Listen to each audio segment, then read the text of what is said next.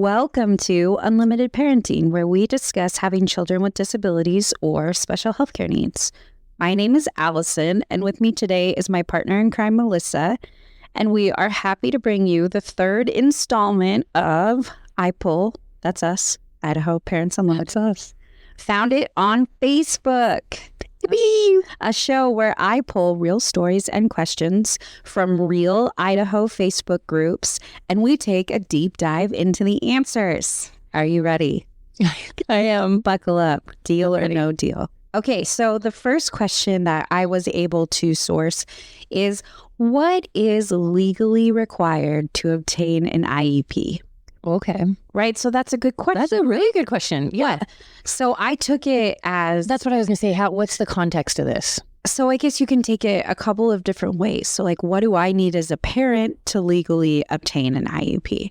Okay. So if you're a parent and you want to get an IEP, you need to put in a request for an evaluation and assessment. And I think that you would agree with me on this one, that we would always encourage anybody to make that request in writing. Oh, I would absolutely agree with you on that, Allison. Yes. Hopefully dated so we can trigger that 60-day timeline. Absolutely. Right? Mm-hmm. And then what else would you need? I guess I'm kind of caught up in the bounds of the question of what is legally required. Right. So legally, you just make the request. And then they have the 60 days. But do you think that this parent was looking at it like, okay, maybe do I legally, is it required to have a diagnosis? Is it required? Do you know what? So maybe? I don't know. No, you don't need a community diagnosis. None of that is legally required, right? But then do you think they're talking about like what gets you special education? Because there are 3 prongs that all students have to be found eligible for to legally get them. Okay, no, that's perfect. Sense? Let's talk about that. Let's talk about the 3 prongs to special education eligibility. So I'll name one, you name one. Okay. First prong, the child needs to have eligibility based on the 14 eligibility categories. Mm-hmm. Do you want to do this again? We've done this before in a prior episode. I'll go first. You can tell me we're naming categories? Yeah, we're naming categories. The 14 categories under IDEA or, under the state of Idaho. But I am going to tell you right now, I already have them all written out. So I know. Oh, okay. But you're going to go in and I'm going to go and I'm going to forget one and you're going to know it. And then okay, go. Autism. Well, that was a cheater for you. Okay. Multiple disabilities. Okay, perfect. Emotional behavioral disturbance. Orthopedic impairment. Intellectual disability. Specific learning disability. Developmental delay. Developmental delay. Did we say that? I literally said developmental delay, and then you came in like, well, what about developmental delay? I am not editing any of this out. Look at this. Other categories include deaf blindness, deaf hard of hearing, other health impairment, speech or language impairment. Oh my gosh, I should know this. Speech or language impairment in terms of speech and then in terms of language, TBI or traumatic brain injury, and visual impairment, in addition to the other 3 Melissa said that I'd already said. Oh my gosh. This is such a fun. Okay, so am I saying the next? Oh, wait. We're going to take that levity, that brief moment of humor to tell you that the first prong is that there are 14 eligibility categories. There are. And much like you had said earlier, you don't need a diagnosis. Correct. So for example, we'll take my son, right? Mm-hmm. He is autistic. He has a community diagnosis of autism. However, I would not have needed that to get him an IEP. We could come in and under these eligibility diagnostic assessments that they do, they might give him what's called an educational diagnosis of autism, and then he could be supported that way. Now, having said that, they are going to take any outside information that you bring. Absolutely. So if I have an outside diagnosis of autism for my son, it behooves me, it is in my best interest to bring that information and present it to the team. Yes. Prong one. a diagnosis, Okay. but not in the, okay. Yeah. Now, We're getting too deep in the weeds. you know what I mean? Because who knows what this question on Facebook actually even intended, right? So now But you really need an eligibility category. You do need an eligibility category. You also need, as your second prong, to have an adverse impact on educational environment or on the student's education. Right. So academic, functional, or developmental. Exactly. But it needs to adversely impact you. Mm-hmm. So this then gets deeper into the weeds of the whole conversation of, well, my daughter is in first grade and she has some behaviors that are from her inability to process sensory stimuli. Mm-hmm. But she's doing really well academically. But her disability affects her developmentally and functionally, but not academically. Well, you could still potentially be qualified to receive support. Yes. If that functional impairment or that behavioral impairment is adversely affecting the students. Right. And what we're doing here is we're trying to tie it to Idaho content standards. And when we're looking specifically in this scenario at the lower grade levels, that social emotional learning is actually academic content standards. Absolutely. So there's a way to potentially, and again, this is why you can get so deep into the weeds in this conversation is because it's so individualized. And that's why this IPUL Founded on Facebook is so, I love this because it's not, these questions that are in Facebook land are not black and white. They're not cut and dry. And so you can clearly see that they require lengthy explanations. And that's what we hope that people are getting from this podcast, but that they take with a grain of salt the information that they get from the Facebook groups. Right. Yeah. And so now that you've said that, I also want to say, it goes back to the whole conversation of if you've met one person with autism, you've met one person with autism. So I love the idea of a Facebook group where people will share their stories and share their experiences to empower and educate others. Yeah. However, just because Mary Jo got something for her autistic child doesn't mean that Betty Sue's child is going to qualify for that. And we also have, now we're really getting it. Yeah. We also have to factor in that Idaho is a local control state. It is. So just because one school district does something doesn't mean another school district does it the exact same way, which is why IDEA has parent centers.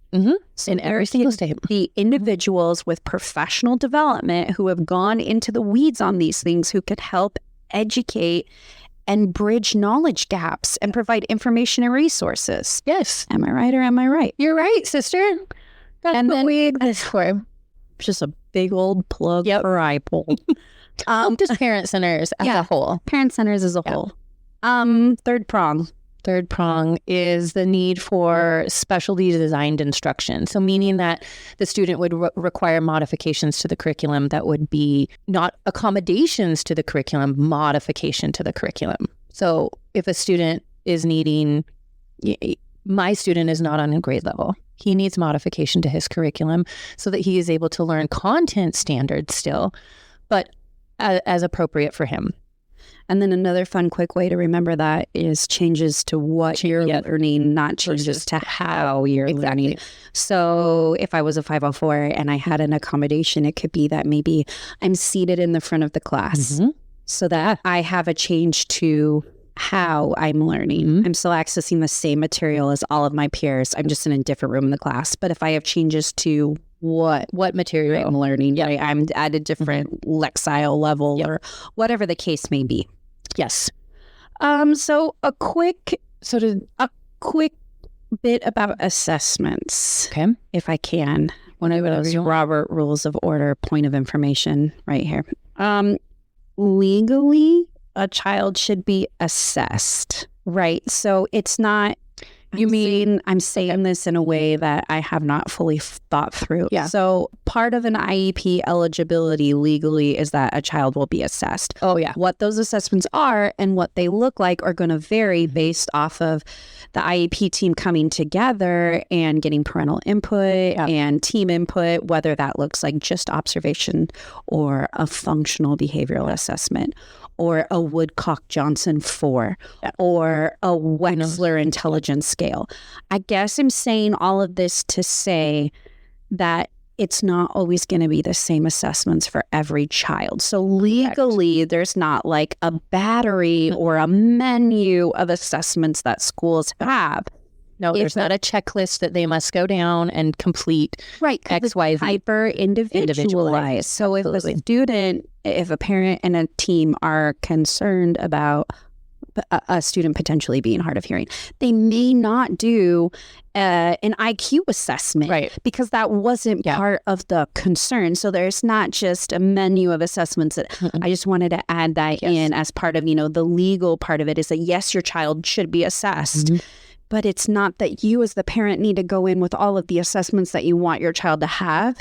Not at all. Bring in what your potential deficits, what the concerns are, and then the team gets together and says, but now having said that, if you come in and say my child has a diagnosis of autism in the community, they're probably going to say, what about like a language assessment? Like what is the expressive receptive language? So you're more likely to get certain assessments based off of a disability category, but it's not you have autism, therefore X, Y, and Z. Exactly. No. Thank you. And I would say that there may be categories that we don't even know that students need to be assessed in. For example, I have had students that somewhere down the line, they are now having problems navigating their school environment, right? And so that's when then the team says, maybe this is a really good point to do a mobility assessment. And that is an assessment within the parameters of the state and of the eligibility testing guidelines that can then help a team figure out where the student's mobilities standards are, kind of baseline, and how then help continue to support. Not every student's going to need mobility, right? So not every student is going to need every single assessment that educators are able to assess for. It's going to be... And also, nor would you want them to. No. No one wants their kid to go through, unnecessary 12 hours of assessments. Nope. Exactly. And neither does the child, right? I don't think so. Okay, so I feel like we've successfully... Yeah, I don't know what they were asking, that legal requirement. That was literally the question, what is legally required to obtain an IEP? And I honestly will tell you, I did not scroll through the comments, but I did say, dang, that's a great question, especially for the beginning of the school year. I guess when listeners are listening to this, it's not really September anymore, but it's still new enough in the year. This is the process. Teachers are collecting data and everything. And if maybe now you have a question about potential IEP assessments. Yeah. The second question I really love. It was a person who was really trying to inject some levity and be really down to earth and just spark a conversation of, how has your child humbled you recently? Okay. Which I love. And I have one story that immediately jumped to mind. Okay. So as soon as I start off, you're going to know exactly where this is going. There's a scale in my bathroom. And my daughter loves to get on this scale, right? Well, all three of my children, they love the scale. I don't know what it is. They love it. And I've always said, whenever they get on the scale, no matter what, I always say, oh my gosh, what a healthy weight. Like your weight means that you're so healthy. Like we don't ever talk about body image, really. Yeah. It's just like, oh, it says you're healthy. So my daughter really wanted to see what happened when I got on the scale. And I was like, you see how healthy you are. Yeah. And so I hopped on the scale and she said to me, and I quote, oh no, word for word, oh my gosh, Mom, I've never seen a scale that goes past 200. I'm not even kidding. I didn't even know that the scale could go past 200. Listen, lady, you are the reason that the scale goes past 300. So if you could just get out. So that was very humbling for me. I thought I was doing something for my daughter, like not being ashamed of body image. Like, yeah, I'd love to get on that scale. I don't have a fear of scales. I don't have a concern about anything. And I hopped on and she's like, I didn't even know it went up that high. You need to give mommy some space for a minute. Mm-hmm. Do you have a story where you've been humbled recently by your children? No. No, they just pick on their old mom. I haven't been humbled, but I guess I have been surprised by some things that I thought my kid couldn't do. And now he's, that's even better. Well, you would think that. But all of the years of OT are really, really paying off. And it is now really problematic in our home because the places that we need to secure, we can no longer secure. He's picking locks. I have in my Amazon cart right now a doorknob with a keypad, like number system that we are going to have to install because he has. So I guess it's humbled me in a way that I didn't think that he would ever be able to figure this stuff out and we would kind of forever be able to keep him locked out of certain situations in our house. And we can't now. He's figured it out. And so I was able to tell his OT this morning that his fine motor is great because he can turn those little teeny locks and he's able to, reach and flick like locks that I just didn't think he would ever. But. Yeah, he was really telling you need to have higher expectations. Yeah, because I am just knocking this out of the park. Yeah, you presumed competence, Mom, but not that much competence. He was really aiming high. He is. He said, I got to learn these skills. I'm motivated now. I got to get to that food. That's exactly what it is. He's motivated by the food and he is getting to it. And there's no lock mechanism that is going to stop him because the doorknob covers that we have had that have worked faithfully for 14 years. I mean, they are covered by duct tape, but they are on there. They're on there secure. They're no longer even. He's like, they're dangling to stop me from getting those graham crackers, lady. No, nothing. So I guess that's humbled me, but in a good way. Yeah, a really good way that he's doing things that we never thought he would do. So now we have to get more creative quick. Mine was in a good way too. Okay. Well, it was. Okay. Question number 3. And this one's going to require me to read. Okay. I'll be quiet. And I know how to read, but what is the difference between? Okay, so before I even say this question, there have been some changes in terms of providers, community providers, how much they get paid, what they're called, and so that's where this question is coming from. What is the difference between an independent intervention specialist and an independent intervention professional? So we saw those community provider rate increases, and they had some differing names. And then if you look, there's codes and modifiers, and the modifiers can help determine if someone has a bachelor's level education, if they have a master's level education. But some of this is also denoted in the difference between a specialist and a professional when it comes to independent intervention. Okay. So in the community. So let's start by saying both need CPR and first aid. Okay. Period. Mm-hmm. They'll both have a background check and they will both have general liability insurance. So that is standard. So an independent intervention specialist has a bachelor's degree, bachelor level in the evidence-based models. So EBM, evidence-based model certificate or credential. Okay. 1,040 hours of supervised experience with individuals 0 to 21 who demonstrate behavioral needs, complete assessments, clinical treatment plans. They need to have a minimum of 10 hours of documented training and 5 hours of supervised experience in designing assessments and implementation of plans for individuals with functional or behavioral needs. Okay. So that one is the specialist. Okay. An independent intervention specialist, bachelor's degree, 1,040 hours of supervised experience. Okay. So then you get into the professional, the independent intervention professional. These people have master's degrees. So they're master level evidence-based model certificate 1,500 hours, so 1,500 hours of coursework, and 1,002 hours of experience with individuals who demonstrate behavioral needs. Wow.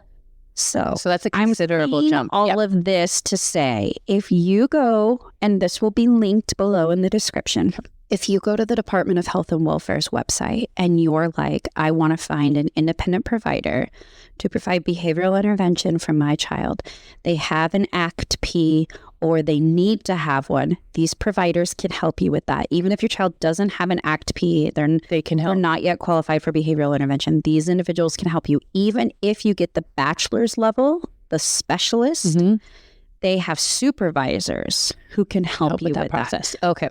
And then the professionals are the supervisors. Okay. They can do it on their own. Okay. So if you're looking at that independent provider list and you're going through, Boise, Garden City have, I think, 40. Wow. The last time I checked. But if you're going through it and you're like, what is the difference between an independent intervention specialist and professional? Now you know. Specialist, bachelor's, professional, master's, and you can also use some of the modifiers like HO, HA to kind of determine who they are and what they do. And you know what? For what it's worth, the 45 people that I have emailed or spoken with in finding supports for my son have been nothing but bending over backwards. They have been so friendly.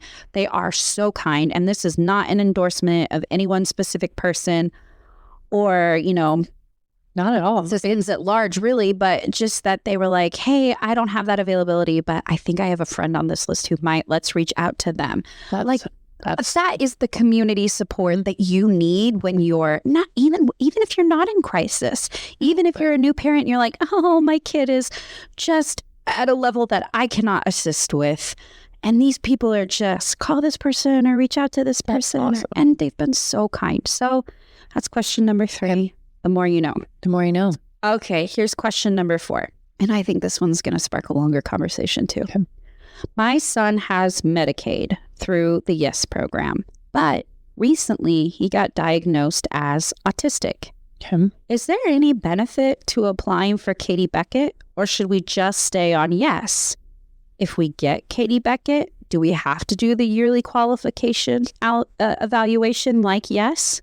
So let's answer that last question first. If you get Katie Beckett, yes, Medicaid. Mm-hmm. Katie Beckett is a pathway to Medicaid. Yep. So if you have Katie Beckett and you have YES, the short answer is yes. You will have to do assessments for both to remain eligible on a yearly basis. For both programs. They have individual. Yes. So YES System of Care is going to use the CANS, the Child Adolescence Needs Strengths tool, as well as the CDA, which is the Comprehensive Diagnostic Assessment. And in most cases, they are woven together. So you're not going to hear a provider say, okay, we're going to start with the CANS and then move to the CDA. They're just going to try and do both together. Okay. That has been my experience. But then in terms of Katie Beckett, and this is where it starts to get slightly more complicated, right? If you have an autistic child and they have a serious emotional disturbance, they're being supported by the YES System of Care. What could you get differently if you went to Katie Beckett and you're just Katie Beckett, not DD? Right. The answer is nothing. No, because you are essentially, YES is your pathway to Medicaid with the enhanced state plan benefits, which is exactly what Katie Beckett is. And YES is for up to 300% of the federal poverty level. Yes. Now, let's take that question and say she meant, or he or whomever asked this question meant that they were using Katie Beckett as a pathway to Medicaid to get to children's developmental disabilities. So in that case, children's developmental disabilities with a child with an autism diagnosis will get additional supports, whether it's through the traditional route, if they're found eligible, through the traditional route, which is utilizing an agency to provide those supports and services, or through a family direct route, which is where you as a family act as the employer. Or you can be, your goods and services. So that would get them more.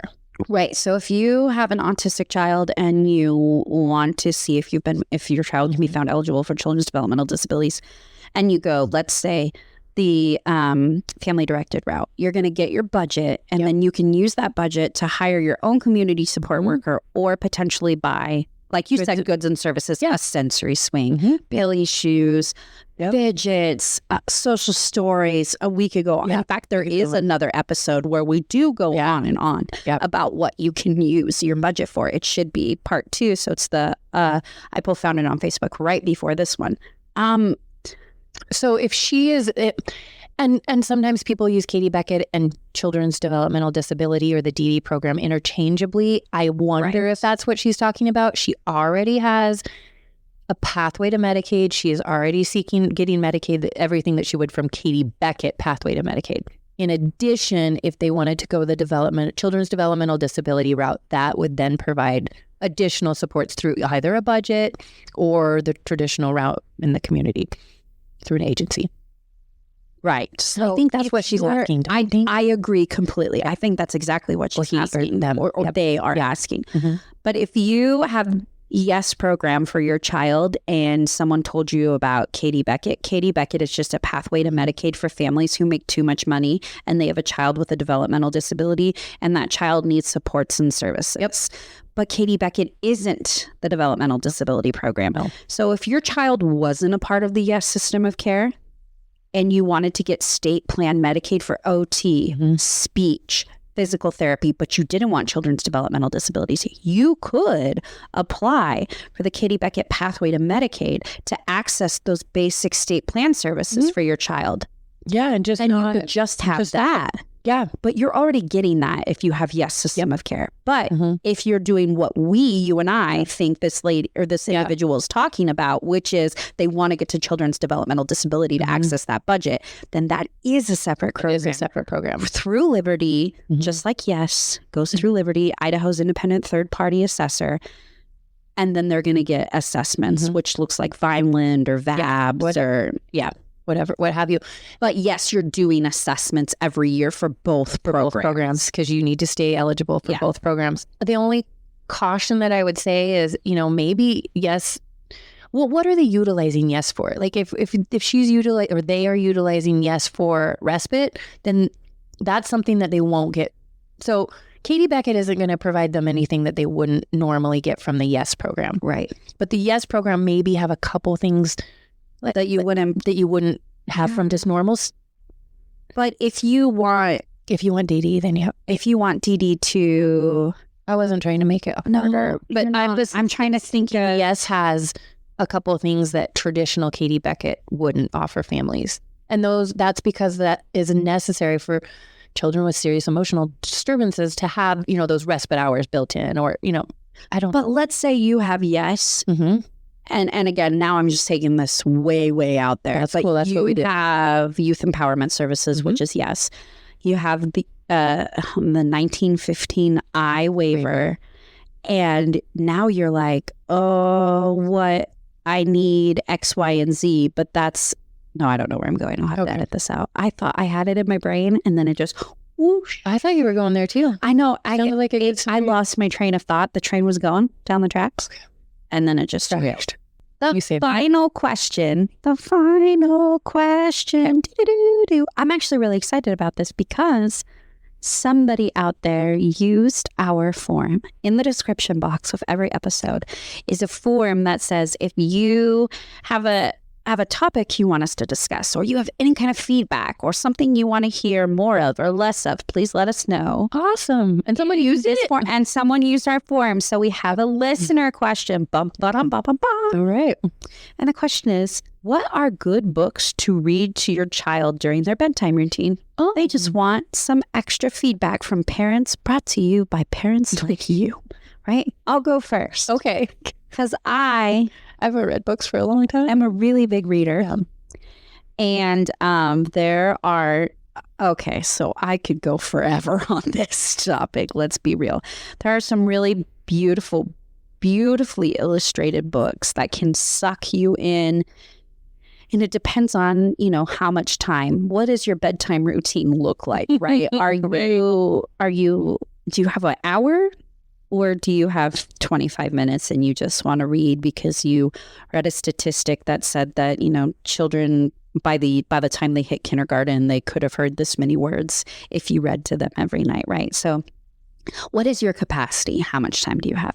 There are beautiful books like children's Shakespeare or Charles Dickens, and those are really, really, really cool.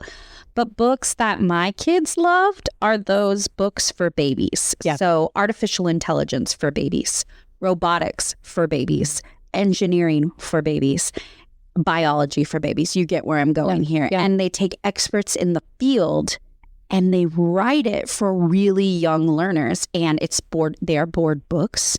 But I would say that they're good for anywhere between 1 year and probably even 5. Wow. Because the way that they're written and the illustrations that they use, the illustrations are very basic and simple. It is not a noisy, flashy book. But the one that really sticks out to me, the one that my kids loved and read the most, was Robotics for Babies. And it started with like, this is a ball. How do I make this ball? How do I make this ball faster? Oh, I would need a machine. The machine made the ball, but the machine didn't make the ball symmetrical. What can we do to the machine to make the ball symmetrical? And it goes on and on and on through the process until you've taught the child how to make a robot, basically. Right. And my kids love that. They are very process-oriented, very pattern-oriented. And this book assumes competence, right? It just is like, you want to know how to make a robot? Why would you make a robot? Well, here's a perfect example of why we would have needed a robot, and here's how we make it. Was it like a series, like a board, like does it all come together, or no? You can buy like 5 or so books, I think, in a series, but they're all done individually. Another one. I'm just thinking that's a good baby gift. Like it is a really good baby gift. And there's another one called The ABCs of Biology. Oh, okay. And it was never as big of a hit with my children as the robotics book was. But the reason I loved it is because it was scaffolded. So if you have a really young child, you would just say the ABCs and point to the picture. If you have an intermediate level child, you could say the ABCs, point to the picture, and read a sentence about it. And then the third level was like a more descriptive. And it really took it in levels. And it was so cool to see my kids go, it looks like there's more words there. We're ready to hear about those now. And so it really allowed you to go at, allowed you to go at the kids' pace. And I loved that so much. And then the last book I'll say is A Beautiful Day in the Neighborhood. Oh, one of the Mr. Rogers books. And it's drawn pictures, so it's not photos. Because for some reason, photos aren't a big hit for my kids. It can't be like a book of kids doing things like a social story might be. They want illustrations. They need illustrations. And so it's essentially Daniel Tiger's Mr. Rogers' Neighborhood. Yeah. And it's like little poems and stuff, and they love it. I love it. Maybe I love it more than they love it, but they're not here to correct me. So I'm just going to assume we all love it. Okay. Do you have a book like that your kids just loved? So my kids all loved, so my husband had a Peter Pan book that his mom read to him. Oh my God. And it was really, and we would read about 3 pages each night and with each kid. And then it was really fun so we did it for our daughter. And then when we started reading it to our second son, our daughter was like, I want to come and do that, because she would remember.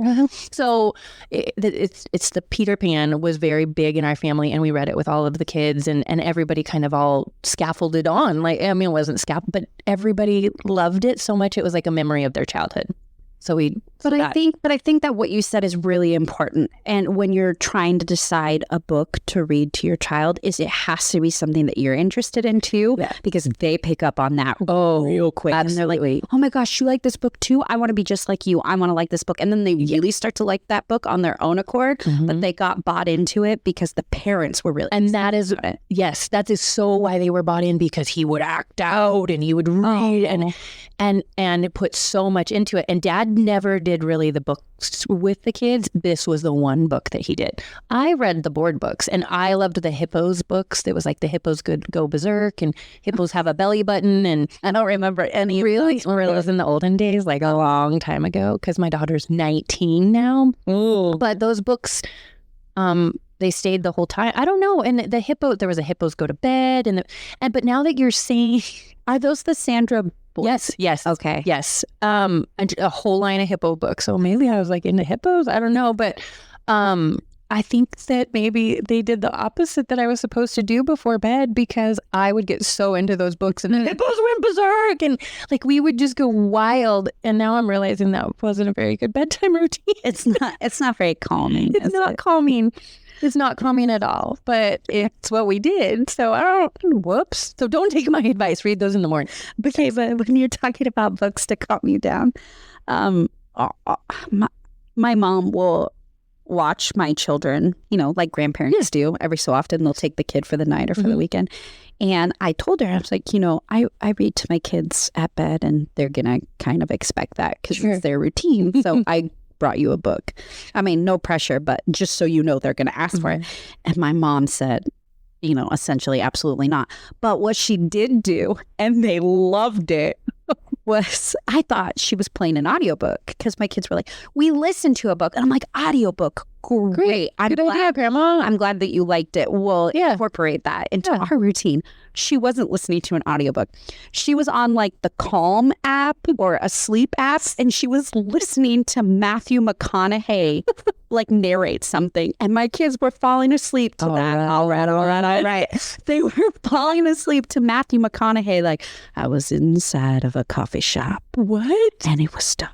And it was like a sleep thing for adults, and they loved it. And so the opposite of what I thought would happen happened. So instead of my kids going, Grandma, we need to read a book, that's our routine, the kids came home to me and said, you got to play Matthew McConaughey for me to go to sleep. So now we will have nights where Matthew McConaughey speaks until my children fall asleep. I'm there for that surprise. Well, Grandma's doing things. What? Gosh, way to use her assistive technology.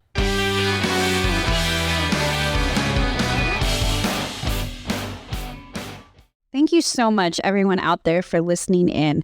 If you are in Idaho or planning on moving to Idaho and have any questions on systems or services for children with disabilities, please consider reaching out to us on our website at IPUL Idaho. That's IPULidaho.org, or by calling us at 208-342-5884. Be sure to tune in next time. Until then, this has been Unlimited Parenting. Thanks for listening.